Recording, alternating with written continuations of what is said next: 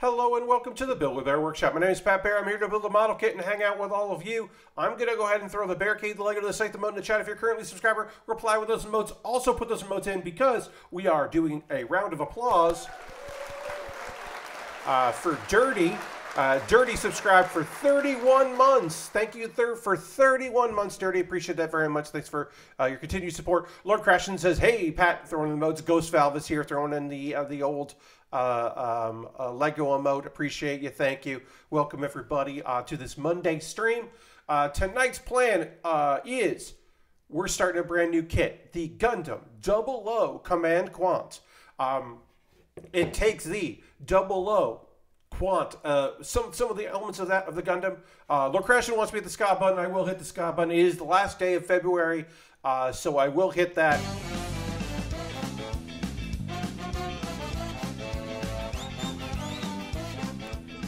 And we will have a new ska tune on Wednesday's stream, which will be the first stream of the month, where I am playing Power Wash Simulator. Because there will be a new update that comes out on Wednesday, so we'll have some new places by February ska. Indeed, Lord Crashin, today is the last night of the February ska tune, and we will have a new ska tune for Wednesday, because I will hopefully remember to do that sometime between now and then, at the end of the stream, and then I mean. But yeah, this is a Gundam Breaker Battle Log kit.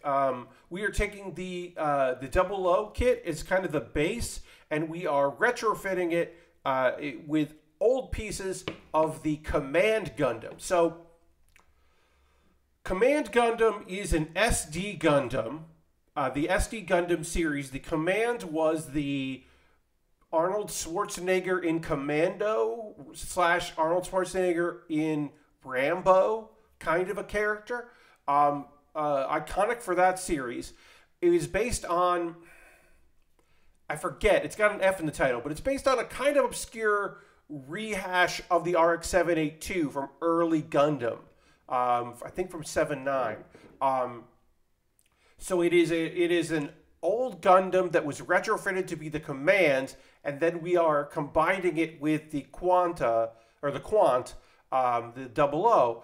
And it's an interesting mix. I think the colors look really good. We've got two different shades of green. It's got the shoulder backpack, or shoulder rocket, like missile launcher, shoulder mounted missile launcher. It's got a sword. It's got a gun with like a bayonet in the front. So it's got a gun blade. You know, good shit that we are excited to be building tonight. I'm happy to talk to all of you. Tonight's topics will include some demos that I checked out on Steam. It's part of their latest big demo push. New Pokemon starters. Maybe we'll chat about that very briefly. Some errands that I ran today. A YouTube channel that I've been checking out, and how the way they say a particular word really bothers me, or a nickname for a word, I guess. Abbreviation. An abbreviation of a word really bothers me. And also, a friend of mine introduced me to a very fun game, word game that we can play with wrestlers that we'll play a little bit tonight. It's a silly thing that you can do with wrestler names that I really love, that I found out about yesterday, and was like, I'm going to do that on stream. And of course, a manga recommendation and 2 anime recommendations. I'm going to reply to my own tweet. You know what? I'll retweet it. I'm going to retweet my tweet. See if we get a few more friends to join us tonight. Who knows? It's the end of the month. We could get really busy tonight. It could also be a very chill evening with just a few friends hanging out. Who even knows? Let's go to the old overhead. There's the overhead. Our colors tonight, or our marker colors, will be using red. Our red color pieces here will be hit with our brown marker, and then everything else we will use a black marker for, because this is, as you can see in the photo, 2 different shades of green. We've got this like mustardy gold here. This gold is really nice, and it's not that striking yellow. I'm really into this. There's not a lot of gold on this kit. But it is kind of striking where they do choose to use it. I really like that. It's just like a little bit of the chest, the ankles, and then the crown as well. I think that is really nice. We do have some stickers. Unfortunately, plenty of stickers here. The eye stickers that you can't avoid. Because we are doing like the GN Drive style like arms. And the weapon uses the big stickers here, which I really actually enjoy. I enjoy that the weapon kind of takes a little bit of the GN Drive style thing, but doesn't go whole hog with it, which I can appreciate. But yeah, no gray marker for this particular build. We'll just use the black marker on everything. We do have, as I mentioned, the GN Drive, a couple clear pieces and plenty of are clear, which is like, I don't love this green, but I think in this kit it'll work, especially over some stickers. You imagine this green over this green here. I'm not the biggest fan of that, but I think it'll be okay. Anyway, let's get into some building. We're working on the chest first. Makes sense. Chest. Let me get chest, head, and then probably arms, I assume. But we'll figure all that out as we go. So let's get into it. Start with this here. We need E13, which is this piece here. All right. Okay, so let's start off with tonight. The simple thing, easy thing to just get out of the way.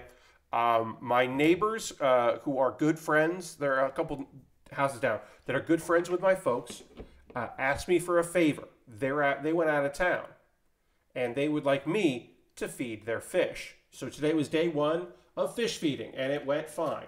No problems there. Lashbrook is here. Hello, Lashbrook. Welcome, welcome. So yeah, no problems feeding those fish. I'll probably get a good photo of them.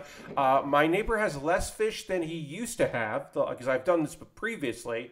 Because my dad is the guy that like helps him out when and does the fish feeding. Of course, my folks are still out of town, and so I stepped in to help out. It does give me an excuse to leave the house, which is nice. So every day this week, I'll head over there, feed some fish, and maybe just hang out and watch them for a little bit. I'll probably doing that some of just like checking in on these fishies and seeing what's going on with them, making sure they're okay.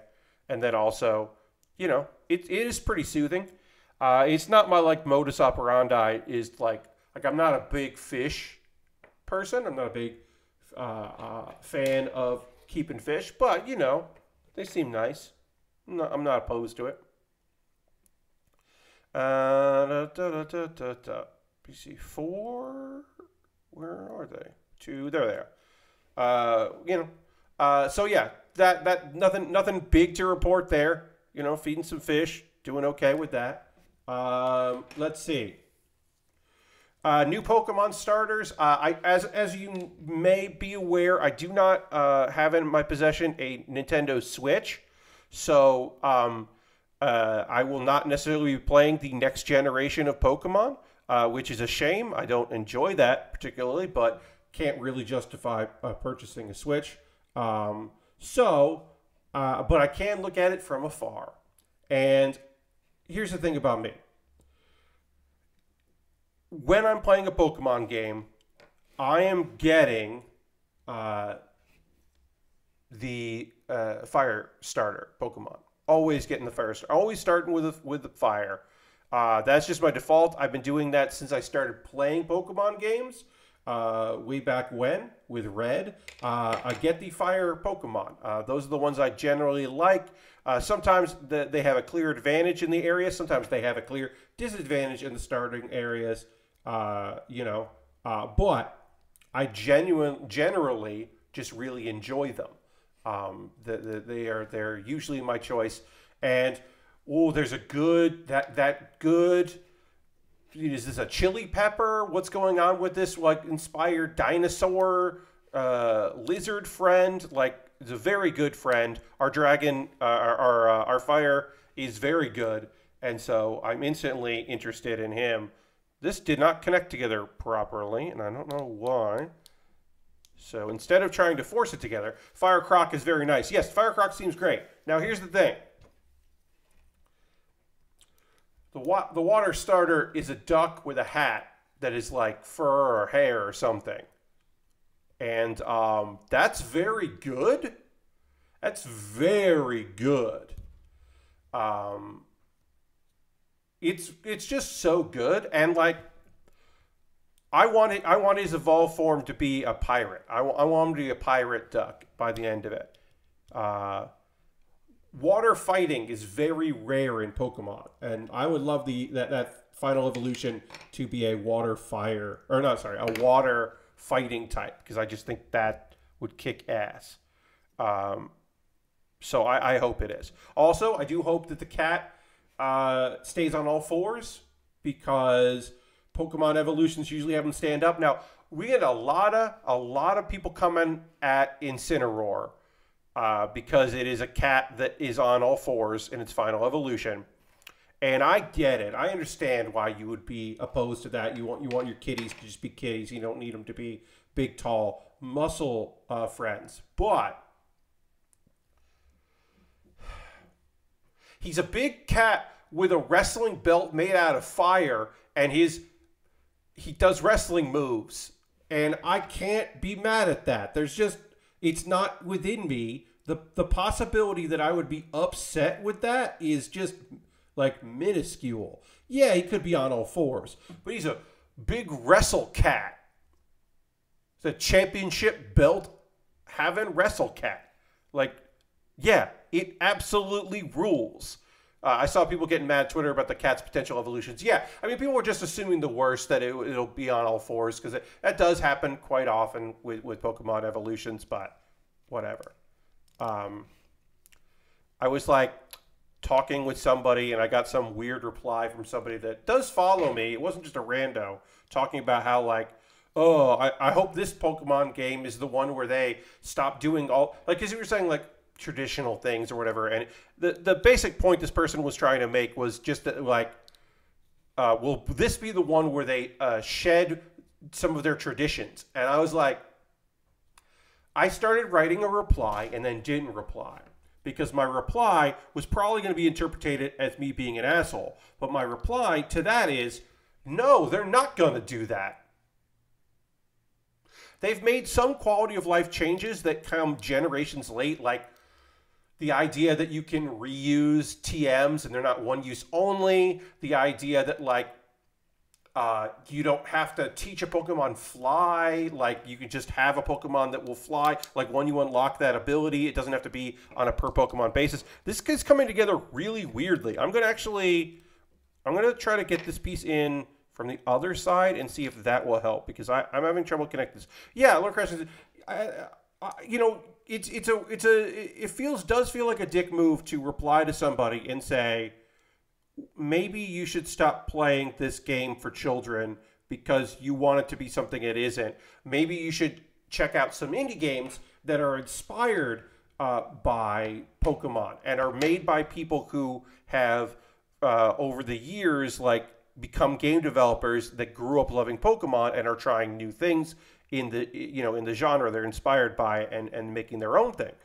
instead of being mad that the Game Freak isn't making the Pokemon game you want them to make. And that's not to say that you can't, like, want things, or you shouldn't want things, but it's hard to expect.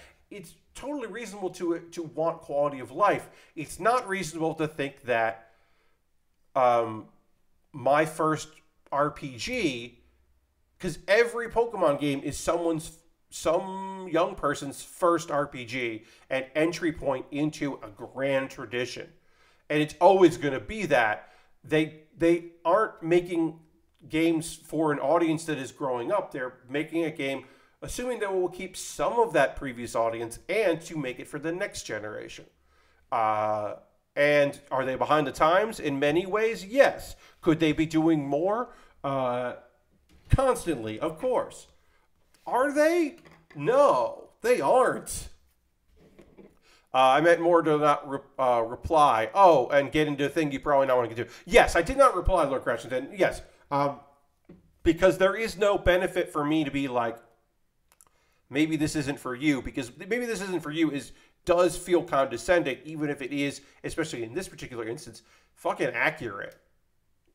It's not the best play to make, to say. But I think it is a thing of, like, you know, hoping that Nintendo is suddenly going to do the thing you want them to do with that is setting yourself up for disappointment. It just really is. Again, criticism is totally different than not, like having unrealistic, nonsensical expectations. But anyway, it is what it is. Hopefully everything will be okay eventually with that. Okay, quick hit. I've been watching this YouTube channel called Sorted Foods. They've been doing it for a few years. They got an app. They got meal plan things. They got recipes, and they got they're cooking bros. They're like four friends. There were five friends, but then one of the friends left recently. And it's like 2 professional chefs and 3 normals. They call themselves normals. They're like home cooks, but they know way more about food than I do. And I know a good amount about food, but they insist on referring themselves as being normals, which I don't necessarily enjoy, but whatever. They're fine enough. They do food challenges. They look at cooking Kickstarter things and like kitchen gadgets and stuff like that. And they have cooking challenges, all kinds of different things. Entertaining enough. They're fine. They got a lot of content, and I'm looking for channels with a lot of content. And if they're fairly affable, that's nice too. Here's the thing. These are British gentlemen. And I posed this on Twitter, and I only got one reply for someone who is also British and said, I've never heard that before. I don't know. But these gentlemen refer to, or they shorten gadget as gadge. So it's like Gadj, like not gadget. Oh, check out this new gadge or this crummy gadge that we're looking at. And I absolutely hate it. I hate it. I don't like saying it. I especially don't like hearing it. And like, I'm aware of, like nicknames and stuff like that, and like, shortened things, and sometimes like, like I made my peace with people calling sandwiches Sammys. Like, I made my peace with that. Like, it seemed to be out of favor, and we don't hear it as much, but whatever. Like, people can call it whatever they want. But there's just something about, even with a pleasant enough British accent, just the term gadge, just really, like, I don't watch that series of them looking at gadgets. They don't do it all the time. It's not like they call it the name of a segment, but they just use it just enough. That, and there's a term that I don't know if it's a British term or if it's just 2 British guys that I watch, because for whatever reason now, I'm watching a lot of YouTube videos made by British folks. But there's one dude on a podcast that I listen to who keeps talking about Kavorker, and it's like, and I think it's like cojones, but I've never heard it before. And there's just something in which, like, this just feels like a phrase that I don't know if it's cool. Like, is this weird for me to say? The Kavorker. And I'm just like, what the fuck? I don't know. I try to be cognizant of words that I'm hearing out there and language. Like, I've been listening to too much of these British gentlemen, other British gentlemen talking about wrestling, because they're often referred to. So it's not trash can, it's bin. So instead of getting the trash, it'd be getting the bin, and that to me is like, that makes sense. That registers in my brain. I get that, but trash bag. It's not a trash bag. It's a bin bag. And that honestly is better. Like, I don't know if I could like adopt that in my daily life, but in my opinion, bin bag sounds way more like better than trash bag. And getting the bin sounds way better than getting the, maybe getting the trash sounds better. I don't know.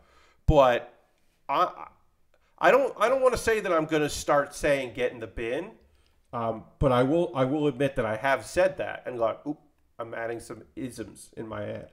I maybe don't need those isms. I don't know. Language is a fun mess. I do say y'all a lot. I don't say a lot of Southern stuff, but I do say y'all down here quite a bit. Y'all got is definitely a turn of phrase that has been pretty in regular rotation for a man born and raised in Connecticut and spent 20 years in New York City. I've been here since 2020, and I've been saying y'all or y'all gonna, y'all got way more than I would have imagined. I also say ma'am a lot more than I did in New York. Which I think is mostly just that I am communicating with a lot of ma'ams out there. And so I am certainly saying that quite a bit. I don't know. I don't think my accent has changed at all from being down here. Also, I'm down here with a lot of fucking Yankees. Let's be real. I'm in an area that's not fully a retirement area, but has a lot of retirees that spend some time down here. So I'm definitely around a lot of those folks. And a lot of Yankees, a lot of New York and Connecticut and Massachusetts folks live down here.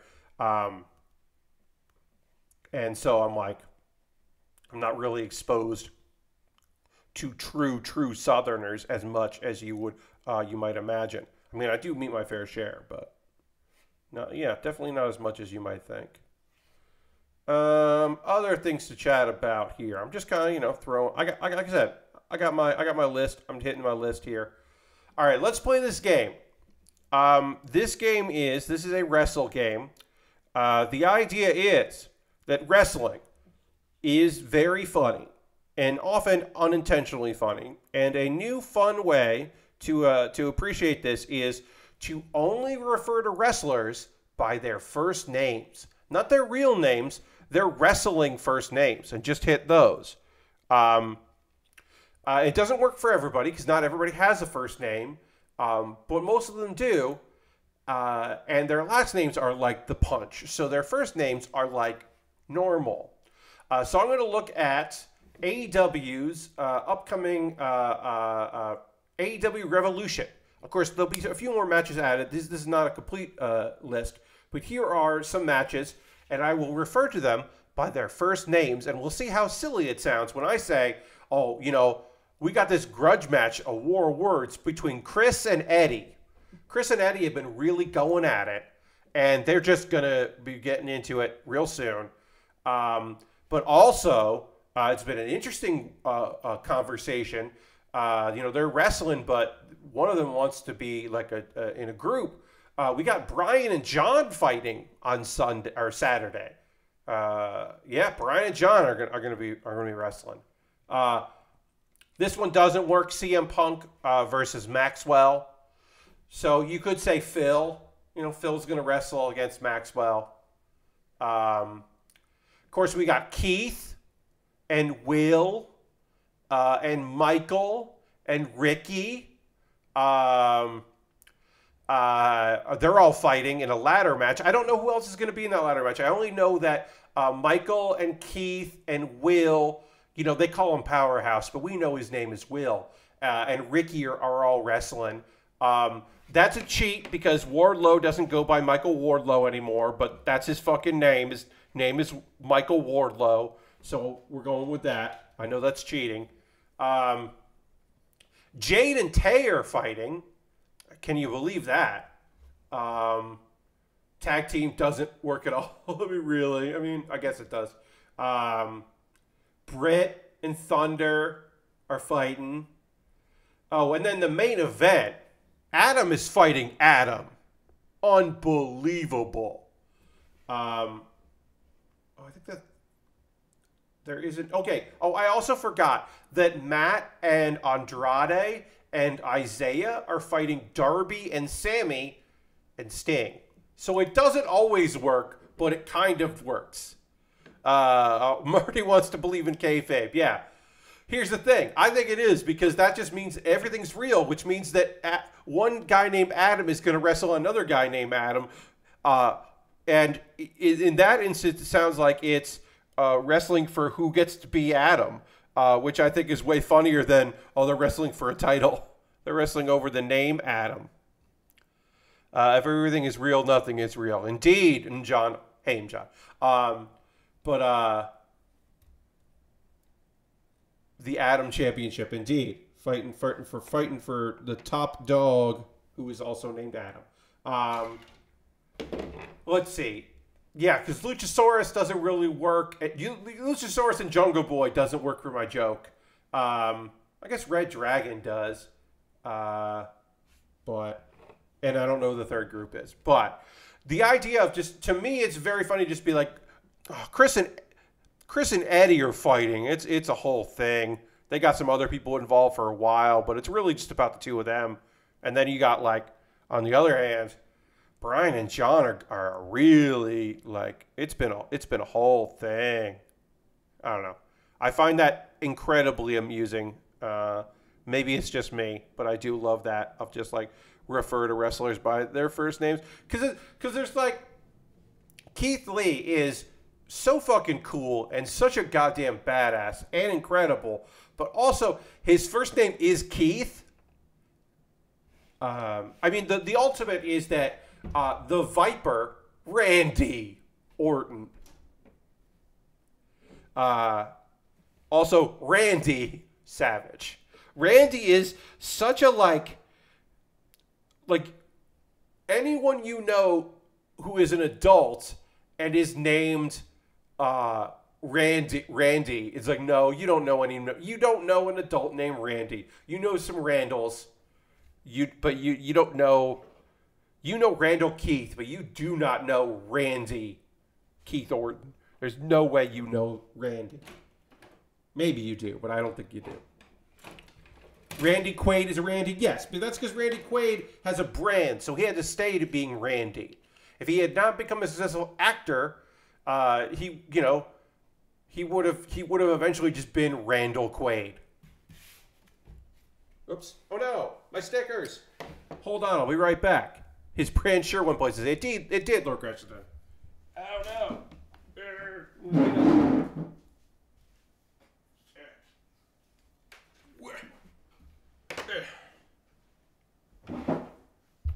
My stickers like fucking flew.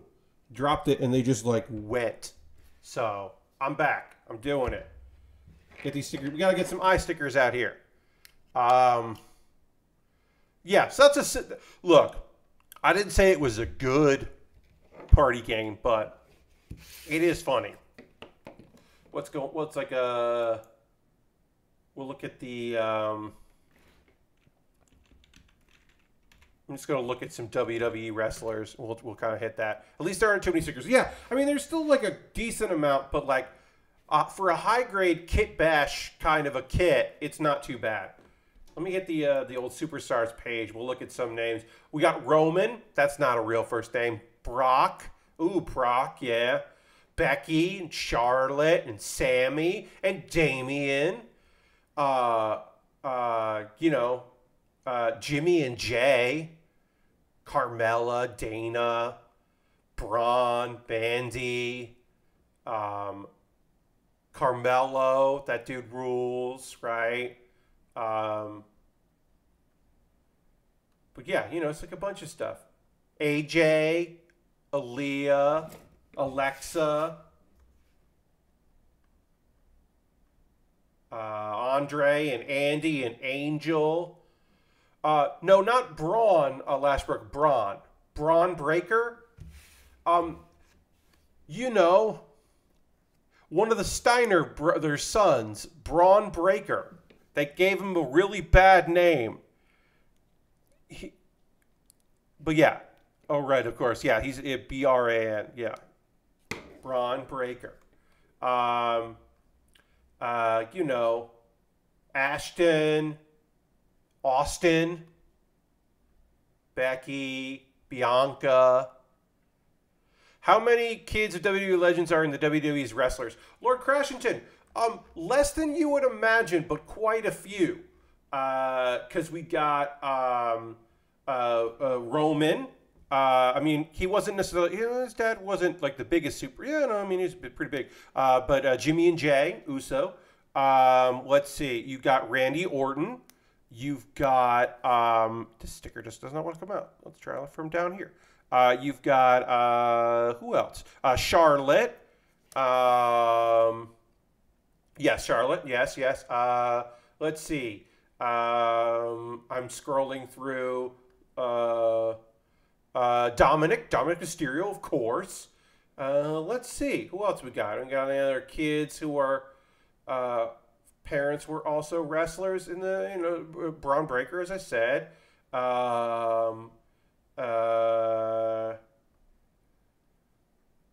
There's somebody else that I can't remember. He's in NXT, and he's the son. Tamina, yes, Tamina is in there. No one meaner than Tamina.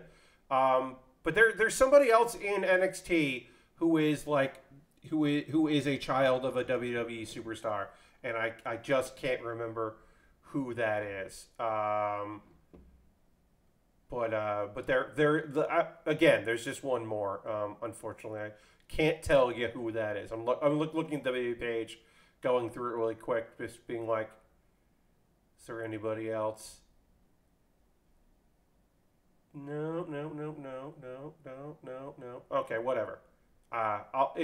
Maybe it'll come to me, but it doesn't. Isn't sticking out. Hell yeah, Malcolm Bivens. Malcolm Bivens is not the son of a WWE superstar, but just completely rules. Malcolm Bivens is the fucking best. Malcolm Bivens. Check him out. He's a talker. He's a great manager. Stoli on the indie scene had one of the best gimmicks going. Ongoing gimmick that took place across many independent wrestling promotions. The bit was that Chuck Taylor, the wrestler Chuck Taylor, Chuck E.T., the storyline was that he had thought about retiring from wrestling, and he had accidentally let his his wrestling license expire. So Stoli bought the rights to the wrestling name Chuck Taylor, and was going as Chuck Taylor TM. And so it was an excuse for the two of them to work together, and they had a couple fun matches, and lots of good war of words. But also, it was the joke was then that Chuck got to come up with a bunch of fake wrestling names. I don't remember the list of them, but I do know that Howie Do It was one of them. But he wrestled. I'm gonna actually look this up. Let's see if I can find Chuck Taylor's Wikipedia.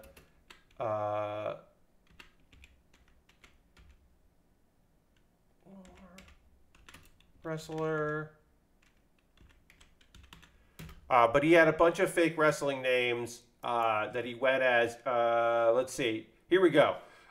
Benny Fig, Bug Nevins, Howie Do It, Karate Durling, Rick Beanbag, Rick Mahogany. Rich Mahogany. How can I forget Rich Mahogany? Scoot Tatum, Stewie Stevens, and Touch Phillips. These were all. So he would just be like, they would introduce him like, "Hey, I'm coming out here. I'm working out some new names. I can't be Chuck Taylor anymore." And so we would have ring announcers name him silly things like Howie Do It. And then eventually he just went under Dustin. He was just wrestling as Dustin because that is Chuck Taylor's actual first name. So there is a match you can find on YouTube of Chuck Taylor TM versus Chuck Taylor, which was him wrestling as Dustin. And it's a great match, these two guys. I mean, the thing is that Stoli, and it's fine to know this, Stoli is not by any means, or Malcolm Bivens, like, he's not a wrestler. He also has a street fight match with Eddie Kingston that is brutal. That it's definitely, like, not a great match, but it is interesting. And I don't remember why the two of them wrestled, but it was just like, damn, this shouldn't be happening. Anyway, Malcolm Bivens rules, a good Facebook follow, or sorry, Twitter follow if you want to follow a good guy who is he's working hard in the business, doing his job, but also still finds time to be a very funny person on Twitter, and seems to be allowed to get away with some shit, some nonsense. And now Eddie Kingston is being wasted on Chris Jericho. Here's the thing, Lashbrook. This is still the biggest payday. Like, these are still big matches for Eddie Kingston. Eddie and Punk, Eddie and Jericho. Jericho is in the part of his career where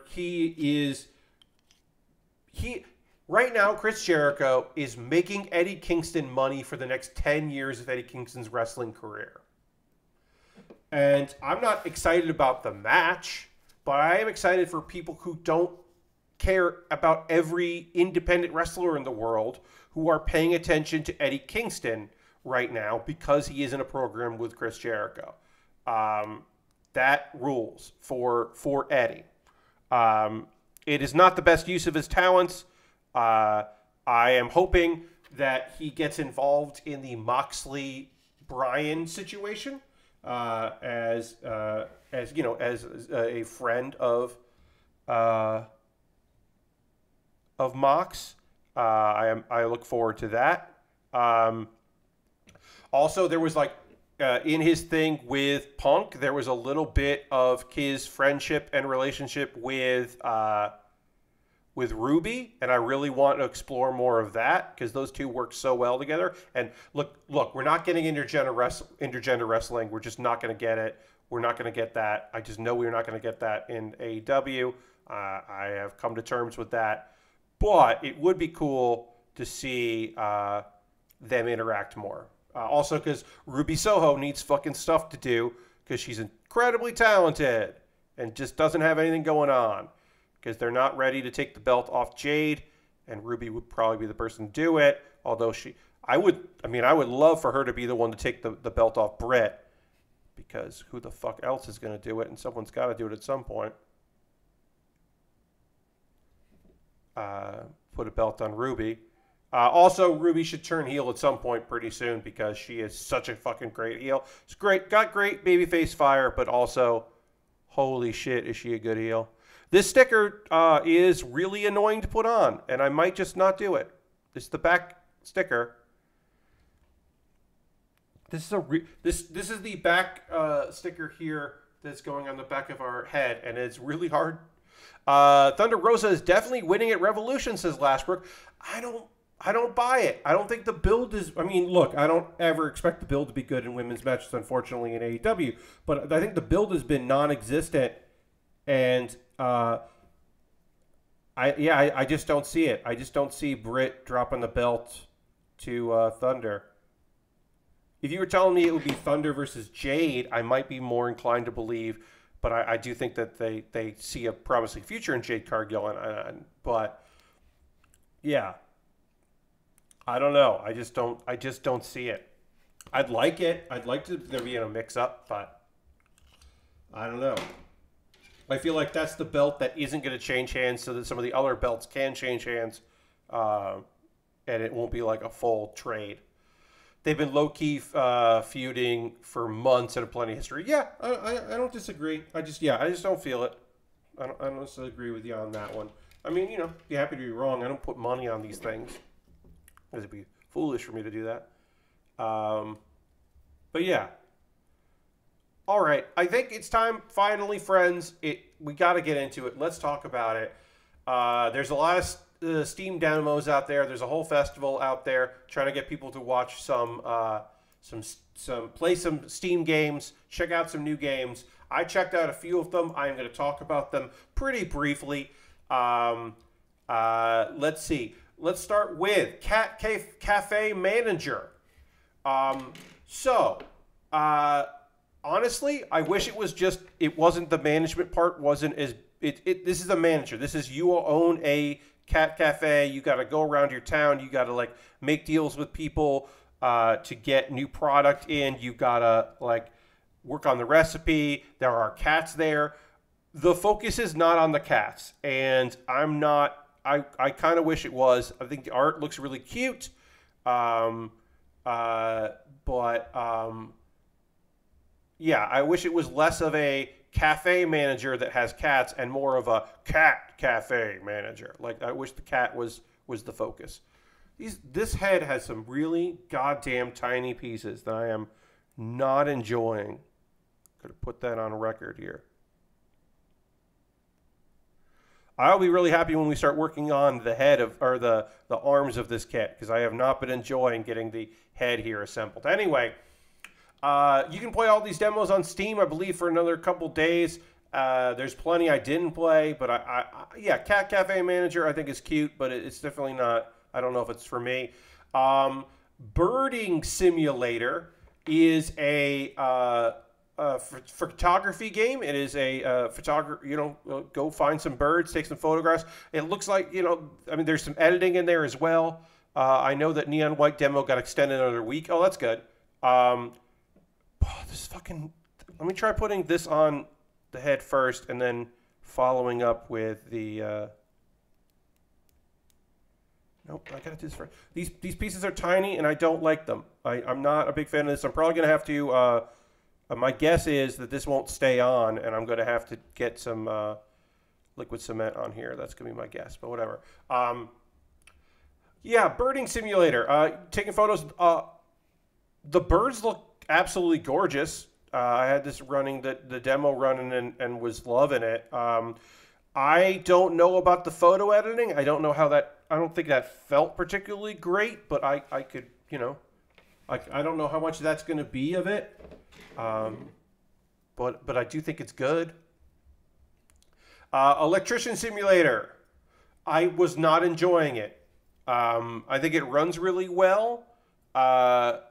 It felt weird. Like, some of it felt like the objects, like I wasn't clicking on the right part of the object. I just didn't, I was not having a good time with it. And I was surprised. I was expecting to like it more than I did.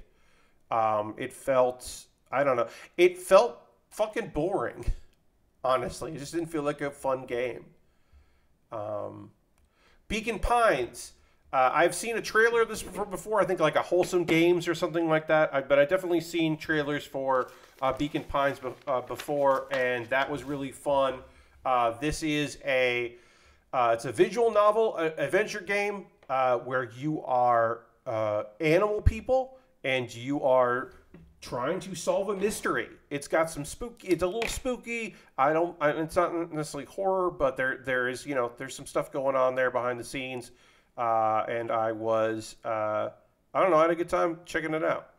I'm definitely keeping an eye on. That was already on my wish list, so keeping an eye myself on Beacon Pines.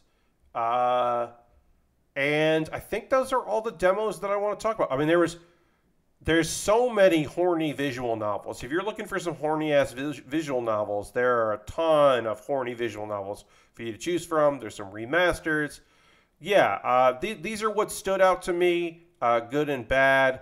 But, if you played any, Neon White's demo is pretty good. Far Changing Tides is also good. Lord Crashington, thanks for letting me know. I didn't check that out. But, yeah, if you played anything, let me know. Those are the ones that kind of definitely stood out to me. I was scrolling through the sim demos, and hentai game showed up there at a certain point. Yeah, there was like some kind of doll maker or clone maker or something. Yeah, so it was like set up like a sim, but it was horny. And I was like, no, I'm all right. I also was looking through like puzzle games, and there was like at least one like, solve the puzzle to see the naked lady. And I'm just like, come on. No, get out of here. What are we doing here? The one I saw was just a sex puzzle game. Yes. Yeah. That was the one I saw. And I was just like, what are we doing here? Come on. All right. The head of this kit is done. Looking real good. This is looking real sharp right here.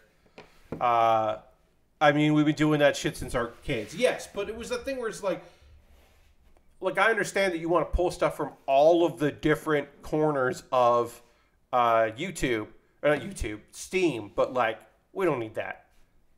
At least hide it in a corner I don't need that in my, like, check out all these game demos.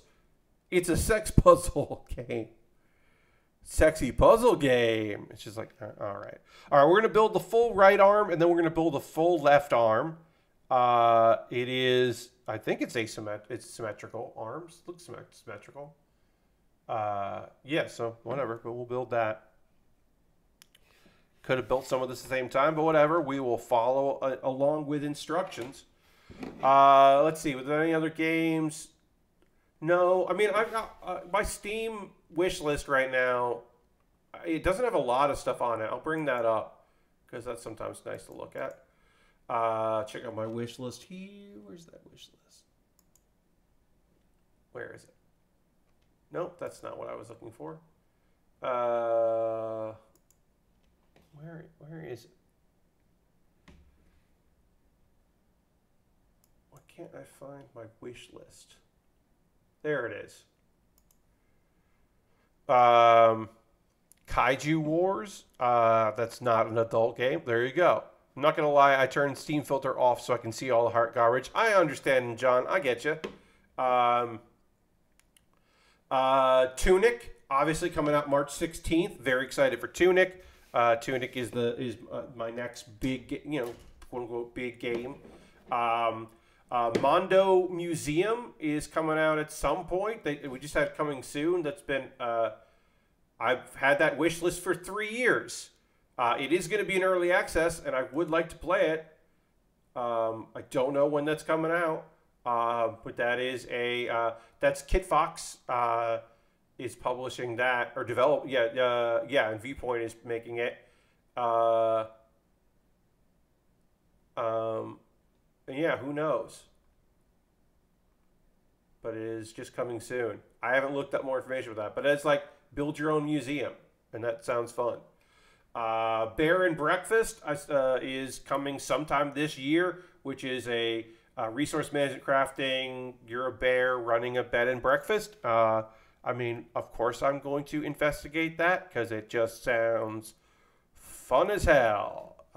It is just a game that sounds right up my goddamn alley. So I will be checking in on that in the, hopefully one more.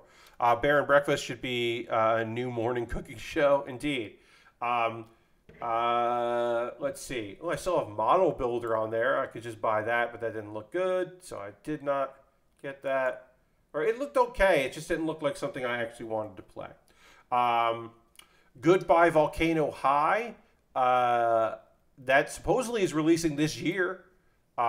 Your sad high school visual novel, interactive visual novel with some queer monsters and dinosaurs. Bomb Rush Cyberpunk, no release date on that one. That's just, hey, we're gonna make a Jet Set Radio game, and we got the person that did the music for Jet Set Radio to do the music for our game, so that's fucking happening. Get into it.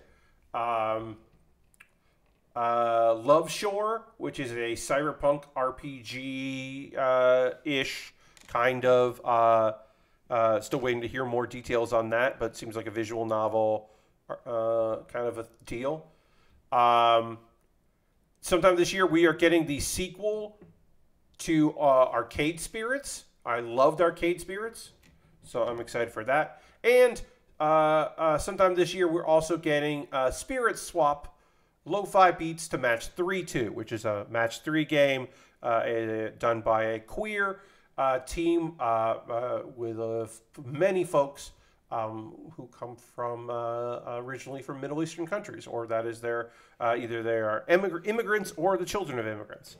And that game looks fun. The demo was too hard for me, but I've been told. Well, then they eventually put out like an easier mode on the demo, but I was like, this is supposed to be chill, and I think y'all are just too good at your game. So they've worked on that apparently.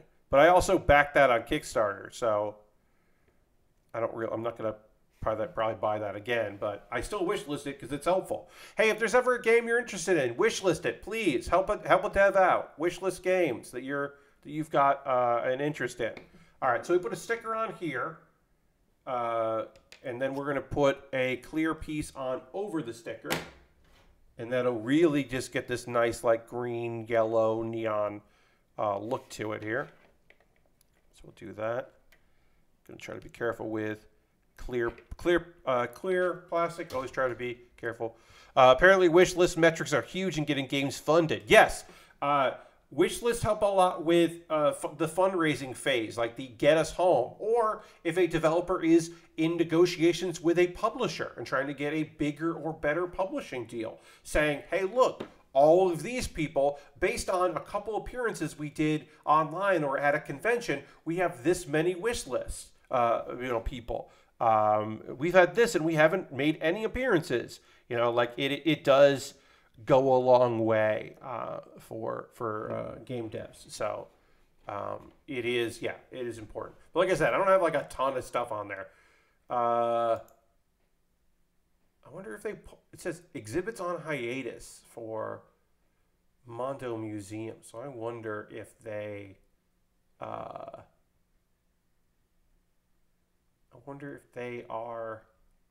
have delayed the game or something. I don't know. But let's see, Viewpoint Games. They put anything else out? They also worked on Boyfriend Dungeon. That's right. Yeah, right. No, that's Kid Fox released Boyfriend Dungeon. So yeah. Yeah, I don't know. I hope it does come out because it's cool. It's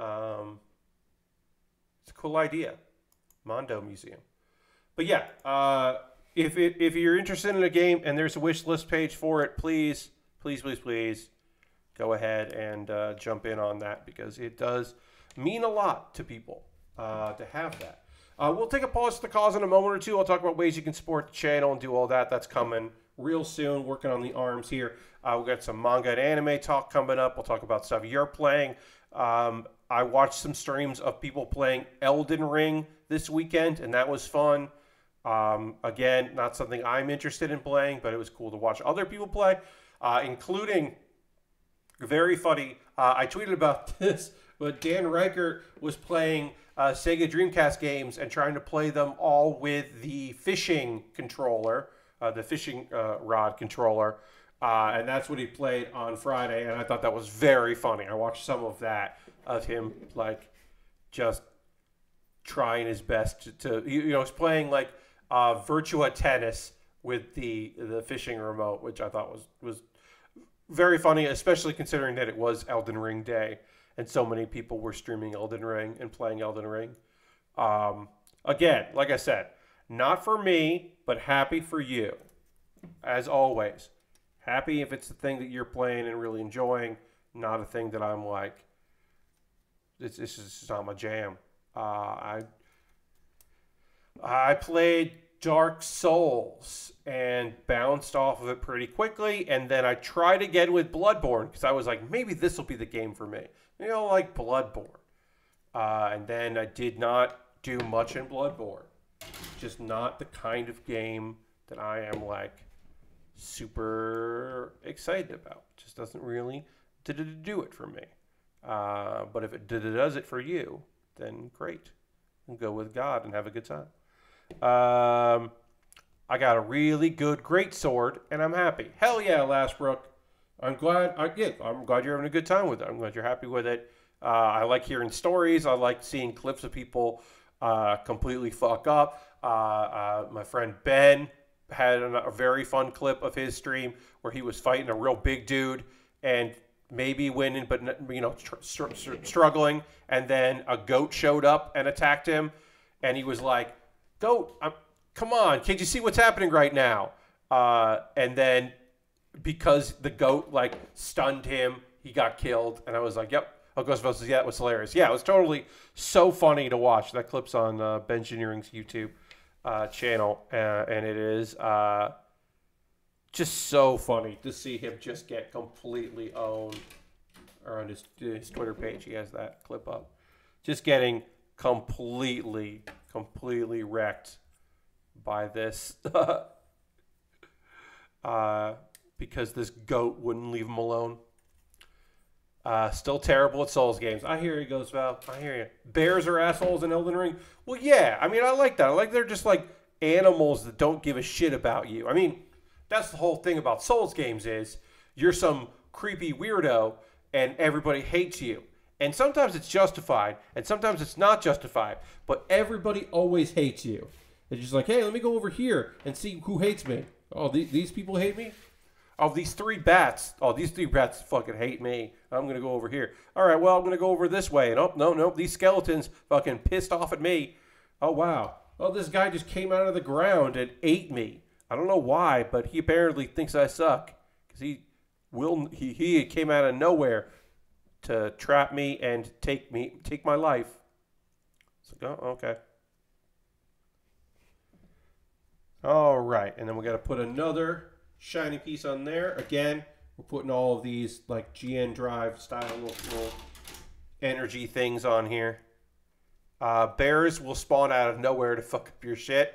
Yeah, and I understand why. For some people, you're just like, hell yeah, you got to be careful because those bears will come and get you. And I hear that and I go, well, fuck that. No, get out of here. Bad enough when in the games I play when there's just like, I'm a big Fallout person myself, and Fallout 4, I know where most of the Murlocs are going to show up because I played that game so much. But there's still occasionally times where there's just like you're just out and about and there's just like a rad scorpion just shows up out of fucking nowhere and it's like, no, get the fuck out of here. I don't need this shit. Stop popping out of the ground. I'm going to take you out right now. I'm going to go out of my way to get rid of you. I don't need this. I got stuff to do. Don't enjoy that. I don't enjoy the like come out of nowhere nature of that shit. All right. We're gonna get most of this arm done here, and then we'll take our pulse to the cost. We'll only get a little bit more of this done. So we gotta do this goes like this, and then this goes. Do I cover it up? Kind of cover it up, huh? Okay. All right. I just put this on here because this is the right arm. So wait. Do I put this on and then completely cover it up? That feels foolish. Why would I do that? It's the side of the arm. Yeah, just cover that up. You can't see it. I understand why we're doing this because it is these whole things are all kind of kit bashed together and all that. But that just feels silly. Just be like, yeah, I put this thing on here and then I'm covering it up so you can't see it. All right. I guess. All right, we'll put one more piece on here, and then we will. We're mostly done with our arm. Then we get to the shoulder, and the connector, and the hand, all that. But there will be extra pieces on here. Those pieces that are from the Quanta or Quant. I know it is Quanta, but I'm trying to say Quant because that is the more accurate name. Quant. But yeah, there's going to be a lot of leftover parts between these two things, so. You can build a different head. We could build a head from, that's different from the one we got here, but I don't want to worry about that. Here we go. All right, put that there. And there. It is the last day of February, so tomorrow, probably Wednesday, I'll probably do it. I'm going to start putting feelers out for podcast and video, like Twitter or Twitch and YouTube appearances. I'm going to be trying to make some appearances, hopefully in April, to promote the Plastic Model Weekender, which I am taking part. I'm trying to make a few appearances to promote that so that we can get a few more people to check it out and hear about it. So I want to give people time, but I also don't want to be like, it's the first of the month. Hey, let me be on your thing. So I'm going to wait till like Wednesday and then start like putting out those feelers like, hey, let me know what you're doing some shit. Like, let me know what's up because I could make an appearance and here are the things that we could do. That kind of thing. Let's go ahead and go to the intro screen here. So this is Pause for the Cause. Folks know this. This is the time where I'm going to talk about ways you can support the channel. I will get back to building. We will get back into this model kit and talking about some other stuff. But this is just my ad reads to keep everything going. If you're currently a subscriber, you can throw the Bear Cave, the Lego, the site, the mode in the chat. Let the people know you are a subscriber. That is the easiest way to support what I do. Is just $5 a month through Twitch using your Prime Gaming token. If you have Amazon Prime linked to your Twitch and you don't use that token for anybody, use it for me. Or use cash money. Either is appreciated and would be great. I think that would be fantastic. We'll get through this pretty quickly, then we'll get back to building. But, you know, I just got to do my reads. I just got to tell you ways you can support what I do here. You could gift a sub.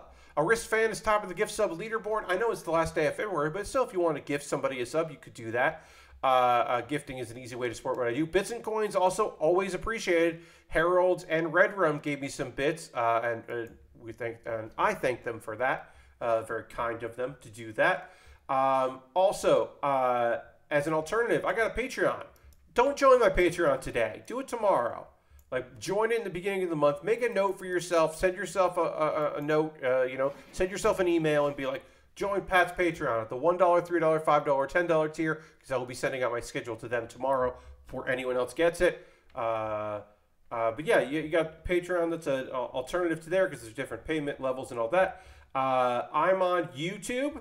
You could, of course, subscribe to YouTube for free. I posted a new video there, which I'll plug in a minute. But you could go over to my YouTube channel and you could join. And for $2 a month, you get all my Wednesday videos on Tuesday. So tomorrow, you would get a video that other people don't see till Wednesday. At least I can do. So consider that. That would be nice to have you check that out.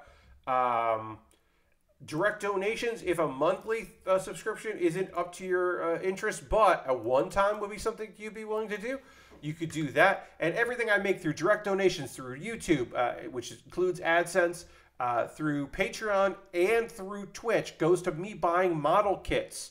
I got to keep buying model kits so I can keep building model kits. This came out on a wish list.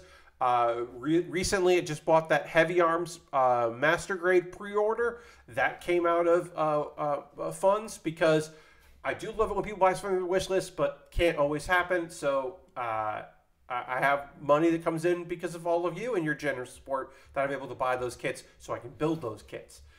Speaking of my Amazon wish list, I got one of them. It's still the easiest place to do this. You buy something on that wish list, it comes to me, I build it on stream, it jumps the queue, and I build it before I build anything else. So if you want to, easy way to support me, that is a simple way to do it. I've got inexpensive pre-orders, I've got Lego sets, I've got a 30-minute mission kit in there up for pre-order. I've never built one of those, be interested in checking that out.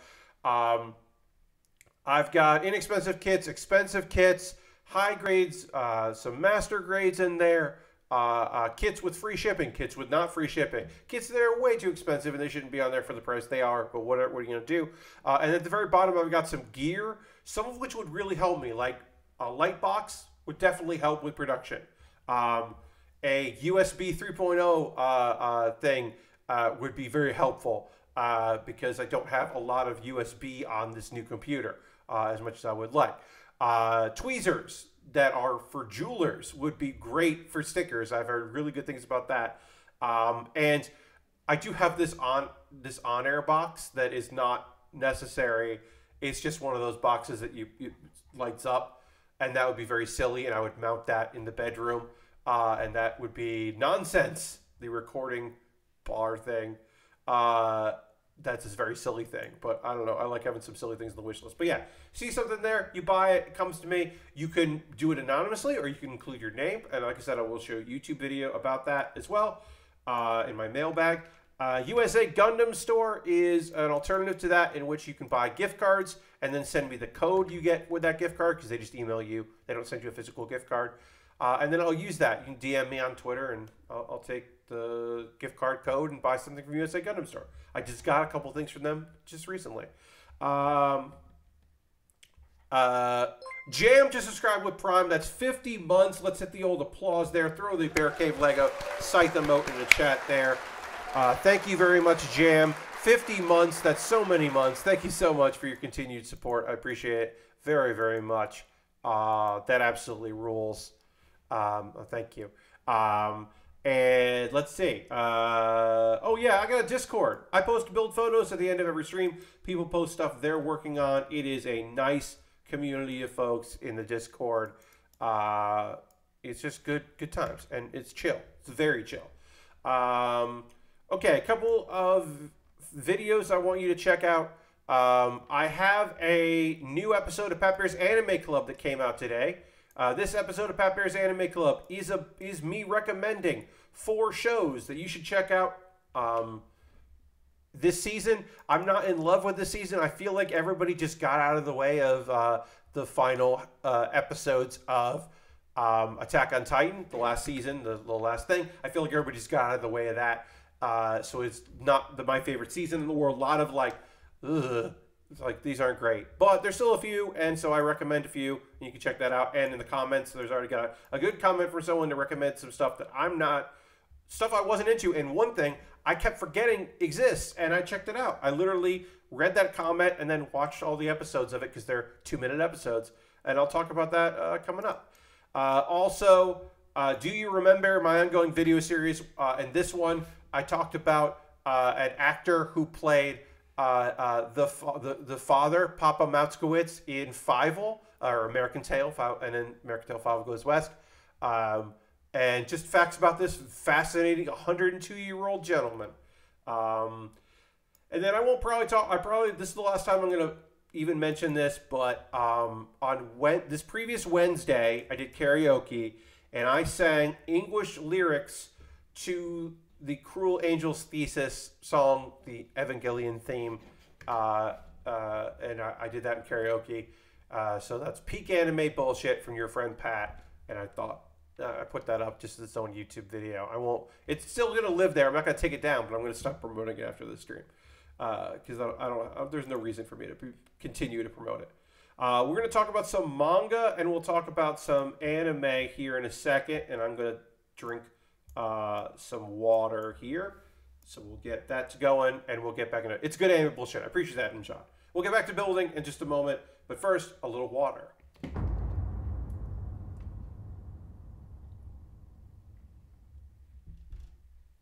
I made a note that when I update the new song, the new ska song that'll come in for Wednesday's stream, again, reminder, this Wednesday, wait, what was that sound? So, John, I have a dramatic sound. This isn't the one I used to have. This is the new computer. I couldn't find my old one, but I have the dramatic transition where it plays like it's supposed to be a longer, louder, dramatic one. I don't use it that often, but it's to be the transition to cover me drinking water. I got to change it up. I'm going to change it up. But I also have to do the new ska song for Wednesday. Reminder, this Wednesday, Power Wash Simulator has an update coming out, so we'll check out that, and we're going to go in blind. I mean, I know what some of them are, but I'm not going to find out once I update it. I won't do anything in it, and we'll complete some tasks and see how far we get in an hour and a half and check it out. That's not true. I might complete one of the tasks just to open up more so I know we can jump around. We'll see. I also want to play it on this computer because I played a little bit, but not much.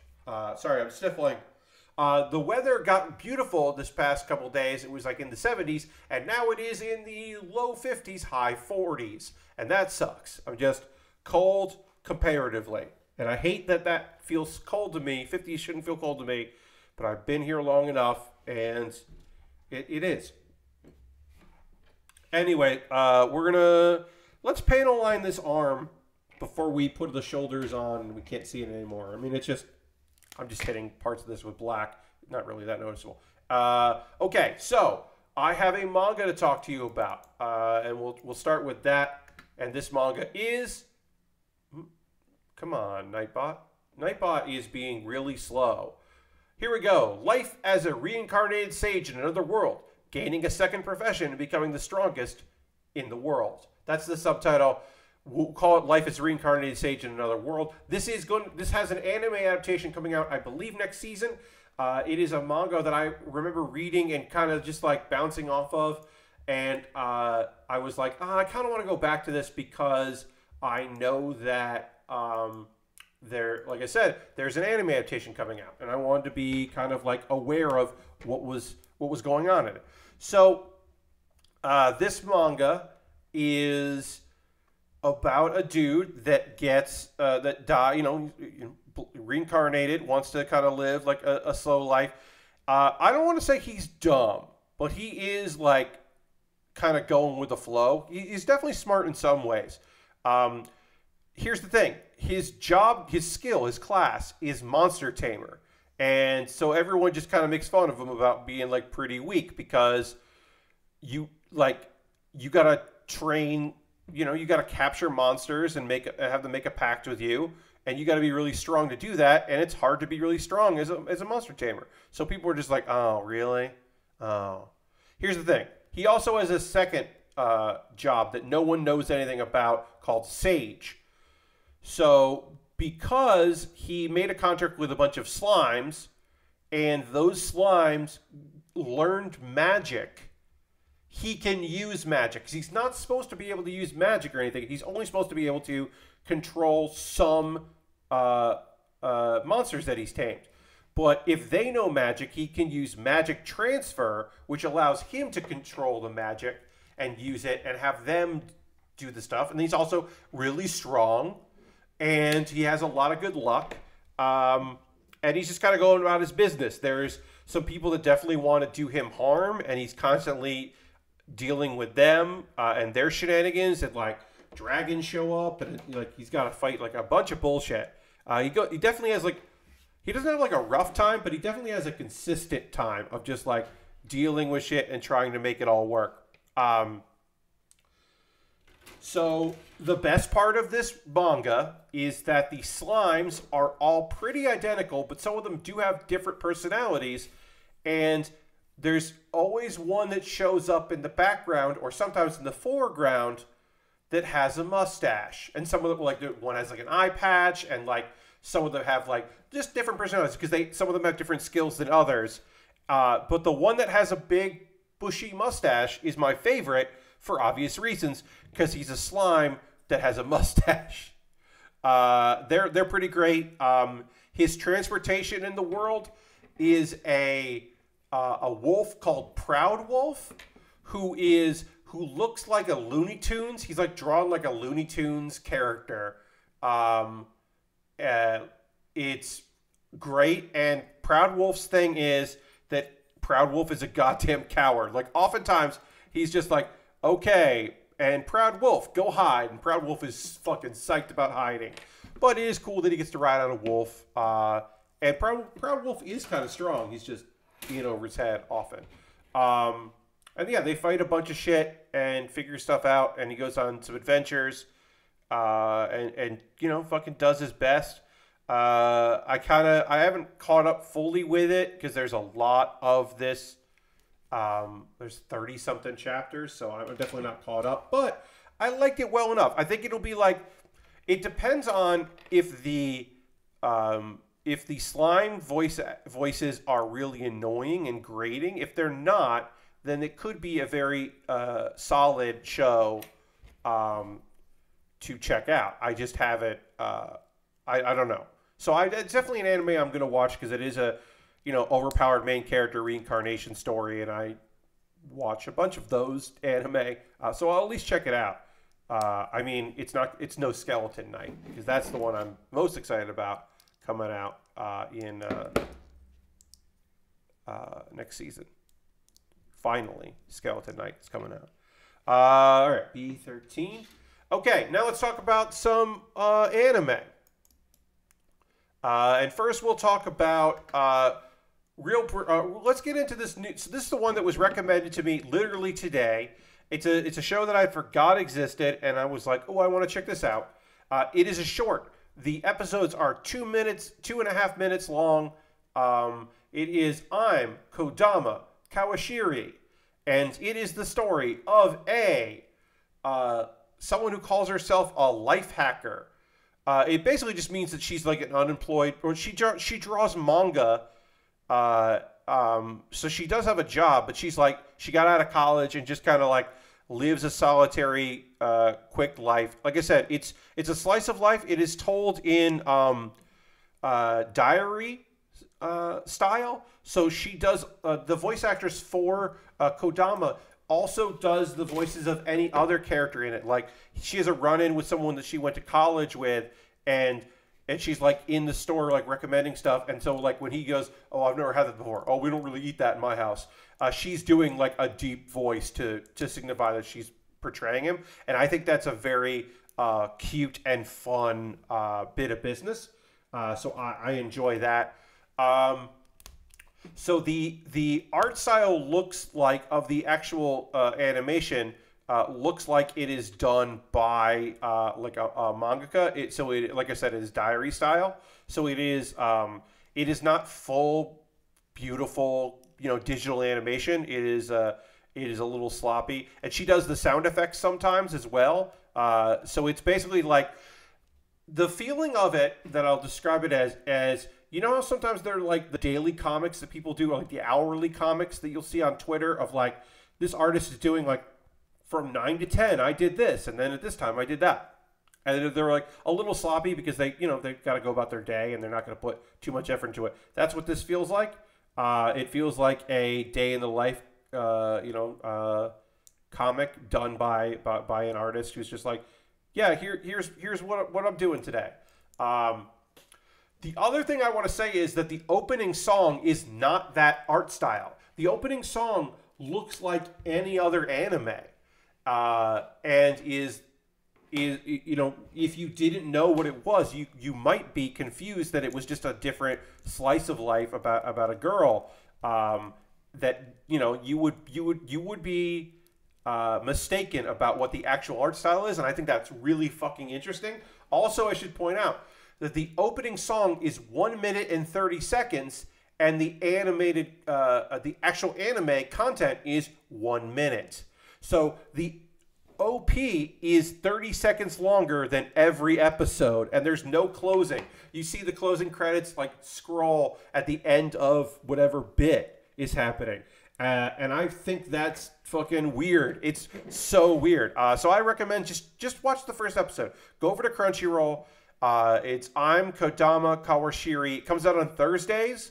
And obviously you can watch every episode, but just watch the first one and just to get the vibe of this very weird anime, that is just like, it's described as a dangerous life hacker, which is just like, I think like a fun way of saying like a girl that is like, there's a whole episode about her buying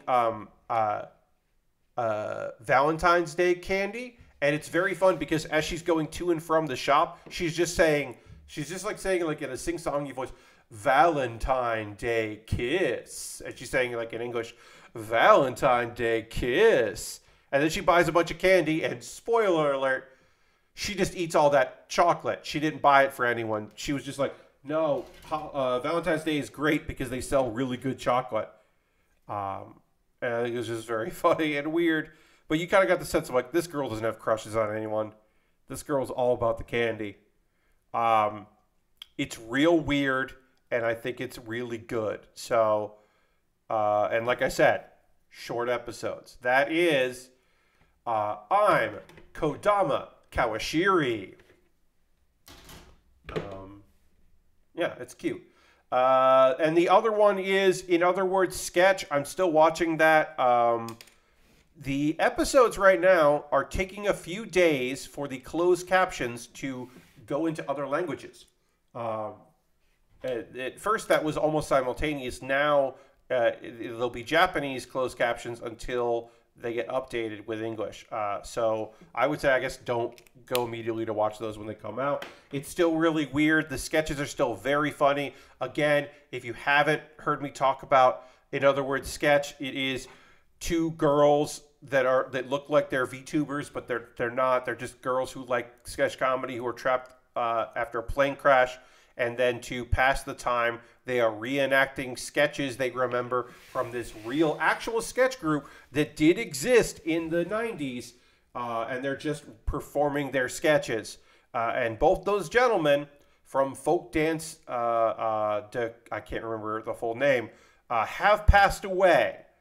And it's fucking weird that they're sketches from the 90s that there's no good way to watch them now other than watching these voice actresses perform the sketches in front of real, actual, like, photos and videos from Japan, and then the animated VTubers kind of move it around. It's just a fucking bizarre thing. It is worth looking it up. If you watch my latest episode of Pat Bear's Anime Club, there's a YouTube link to check it out because it's hard to find because no one's fucking talking about this show other than like there's like a Crunchyroll news story about it that also links to the first episode because the first episode came out like last year. So you can also find it that way. But yeah, if you just go to youtube.com/PatBear and look at my latest video, which is my latest episode of Pat Bear's Anime Club, in the show description, I link to that show, so you could watch it that way. Got to put a sticker on here once we get this together. We're working on the other arm. This kit is coming together pretty fucking quickly. Not surprised. I don't think we're going to... It's one of those things where, like, we might finish it on Thursday, but we will have, like, legs, and there's a backpack, and there are weapons and a shield, so I don't think we're going to... I think we're going to finish it, like, during the Saturday stream. I will have a poll up at some point soon for what what I'm gonna build next. Unless something comes from my wish list. The G-frame, the Blitz G-frame. I am just gonna build that in between kits. I'm not even gonna put it up for a poll because that's gonna be like 25 minutes to put that together. Because really, like, you just get the frame. Hold on, let me see if I can reach it from here.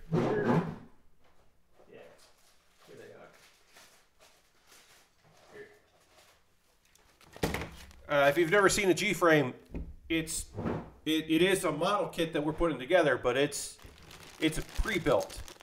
This is just assembly. Like, the frame is there, so you can see there's the frame and the pieces of the Blitz. No stickers, nothing. The instructions are literally the box that it came in, like the inside of the box of the instructions. But it's got a bunch of parts there, and we're just gonna assemble the different components, and they're just So this is going to take, like, no time at all. I said half an hour, and that's generous. Because I don't know exactly how this goes together. But I've never built a G-frame, so I saw this at USA Gundam store, and was like, you know what? I want to build one of these. Let's put that over there for now. So that'll be, like, the next thing we build after this, before whatever my patrons vote on. Got one more kit left to build in the Breaker Battle Log series. So that'll be up for vote. And then some other high grades.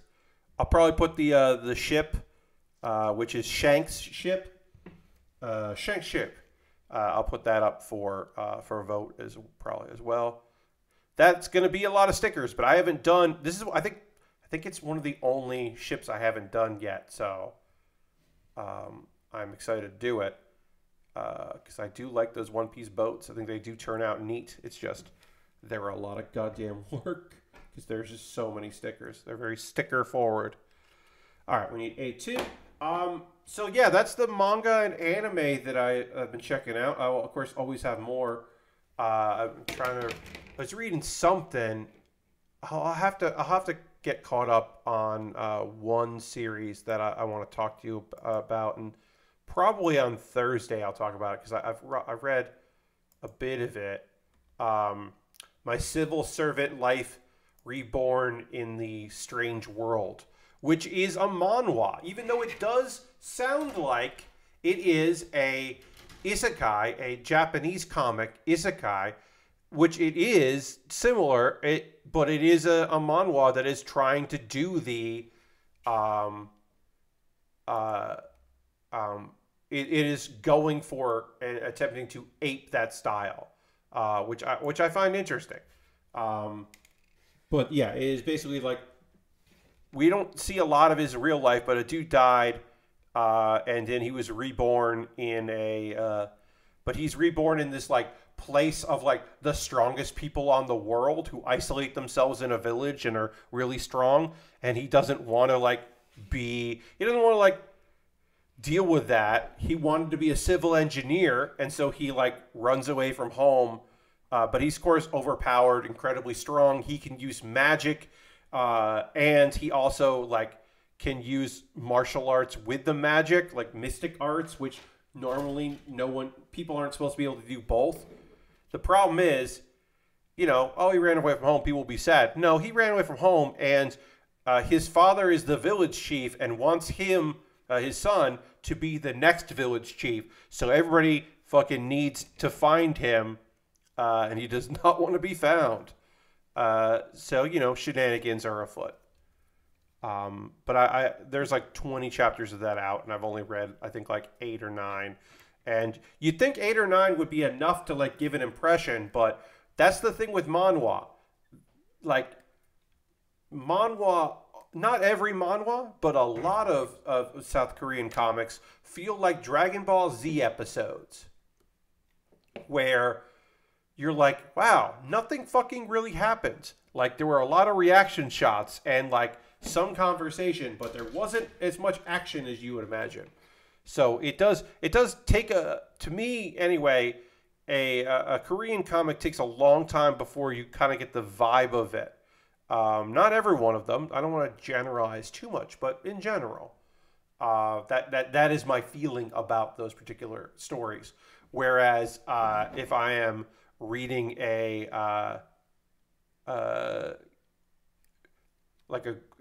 some type of manga, I often know what I'm going to be talking about like pretty quickly. I get the vibes pretty quickly.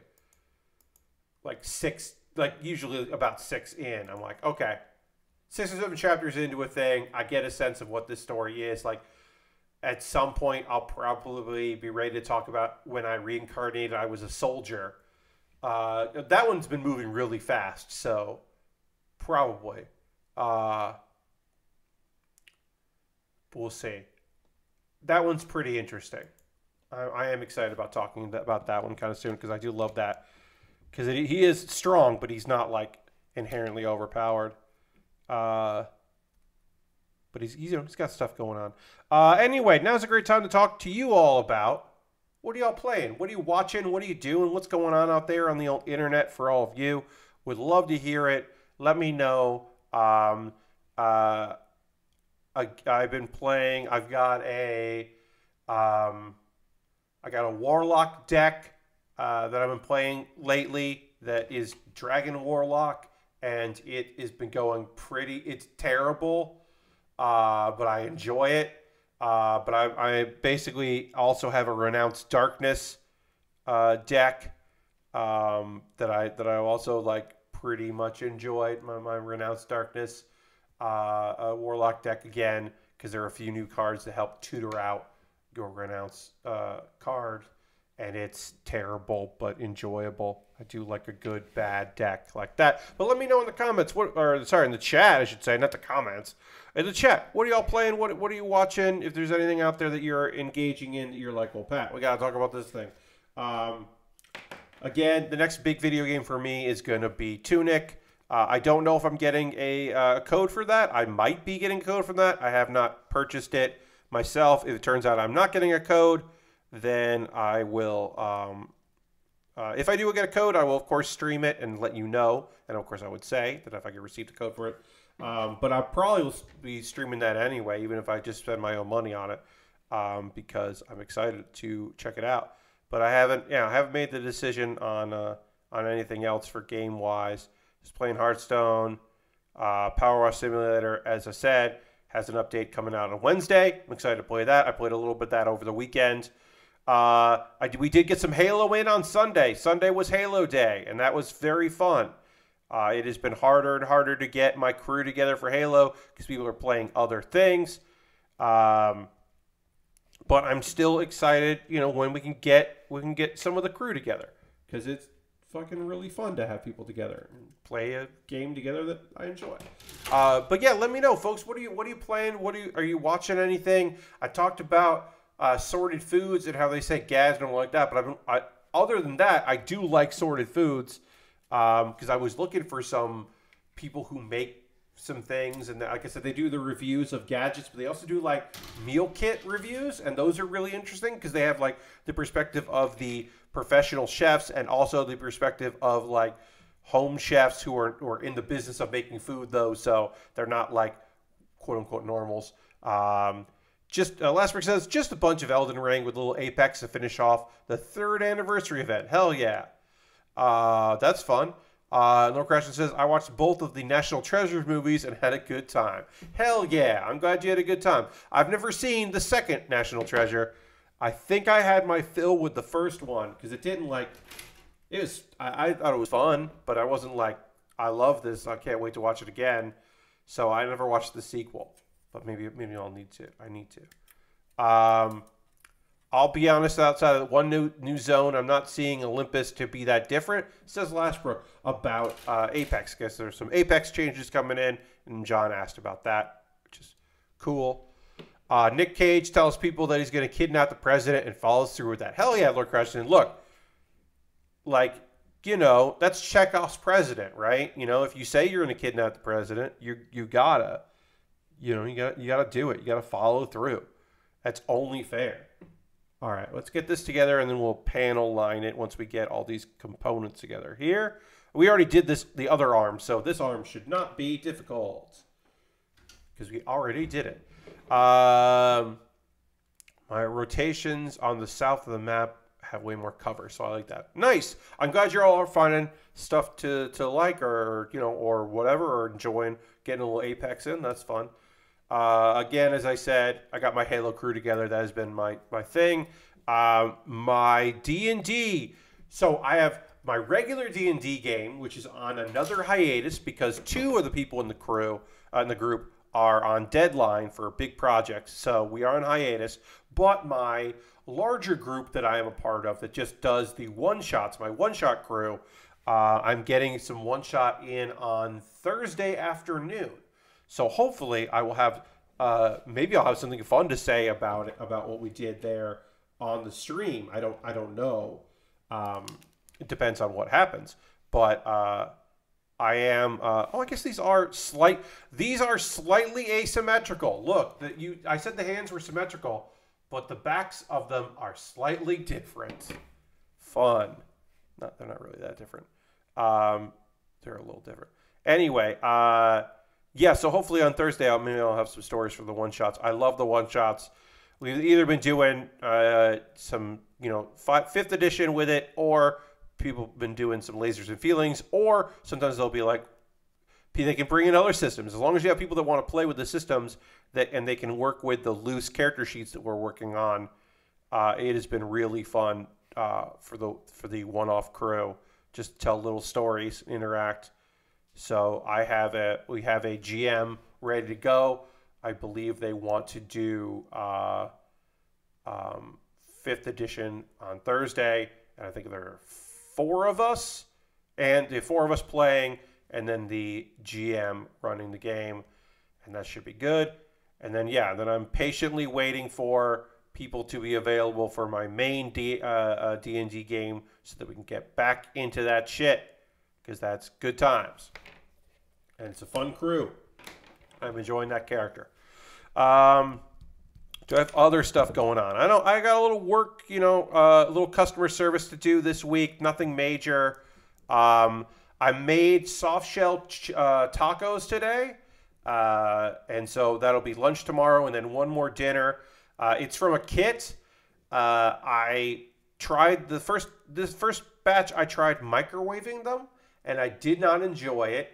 I will probably, for lunch tomorrow, just heat up the meat and cheese and olives and a little bit of hot sauce, and then put it into the tortillas, which I will most likely put in the toaster oven to heat up instead of building the taco and then putting it in the microwave. It didn't turn out the way I would have liked. I still want a little bit of, look, it's a soft shell, but I still want it to be I still want a little bit of crunch. It's not, yeah. Yes, I do black olives. These are tacos that I made myself. So my tacos consist of ground beef done in the package that came with it. Those kind of spices just came with it. And then I put shredded, homemade shredded,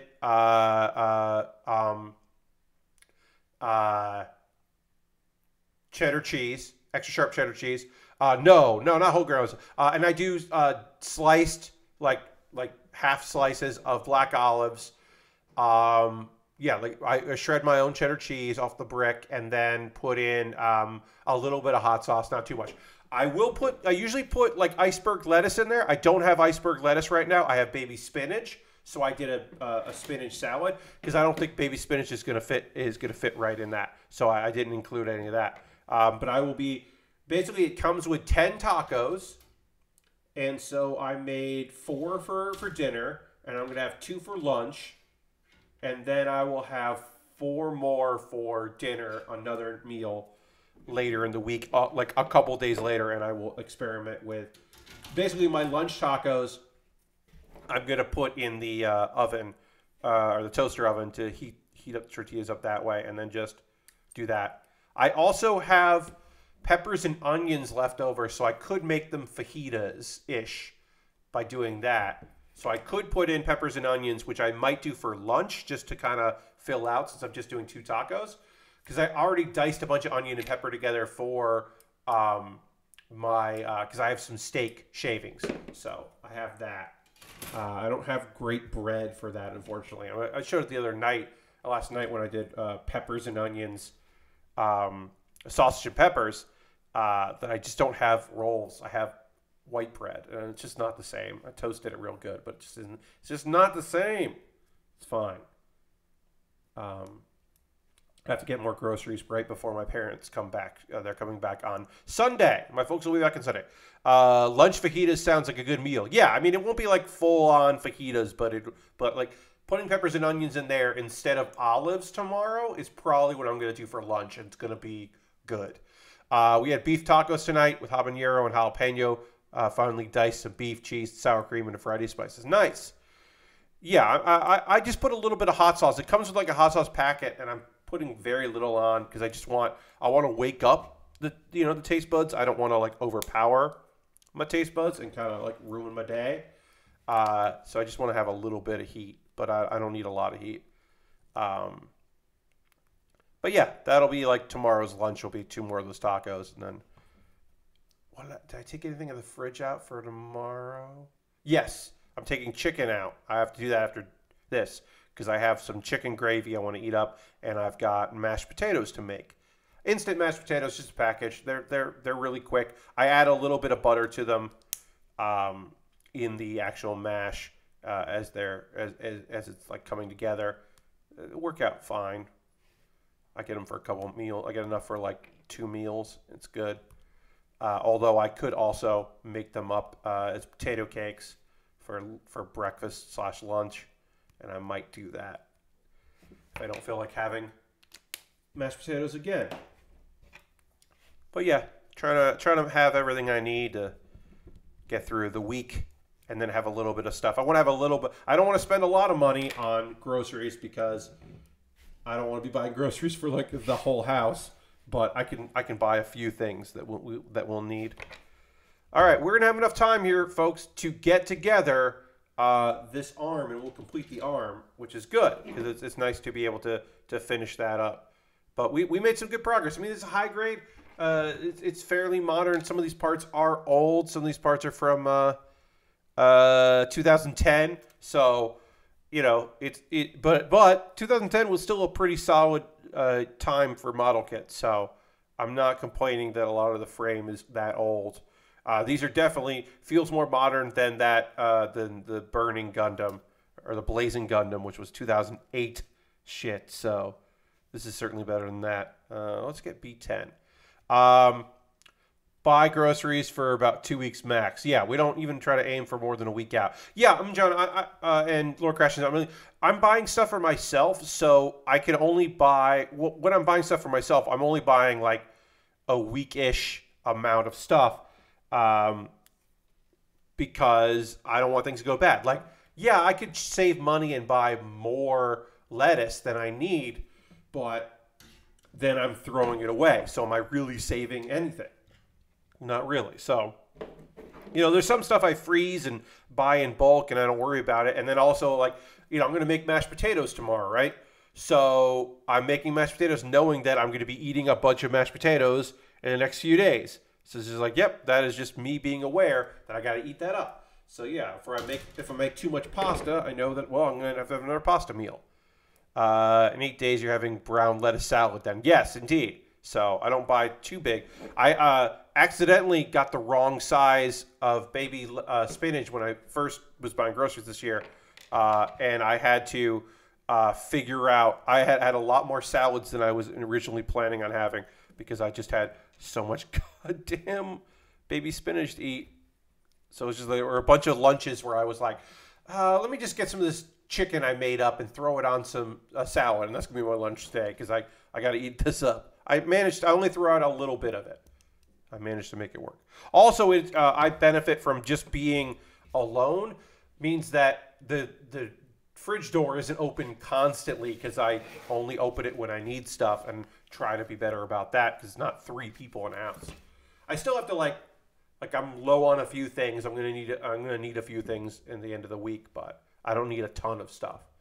And like I can get milk because I want to make pancakes. So I need a little bit of milk, but like I'll get what my dad needs because he likes to have it in his tea. So and he likes to also have cereal. So like I can get milk even though I don't really need it for a lot of things. I can get that knowing that he'll drink it. All right, that's gonna do it. I think for tonight's stream, we did finish this here. We've gotten used to lactose-free milk, and that stuff keeps for months. Nice, yeah. I never keep milk. I used to keep almond milk in the house with my last roommate because he really liked almond milk, and I would use it very sparingly. But yeah, unless I'm cooking a bunch of stuff, I don't even bother with it. Let's see.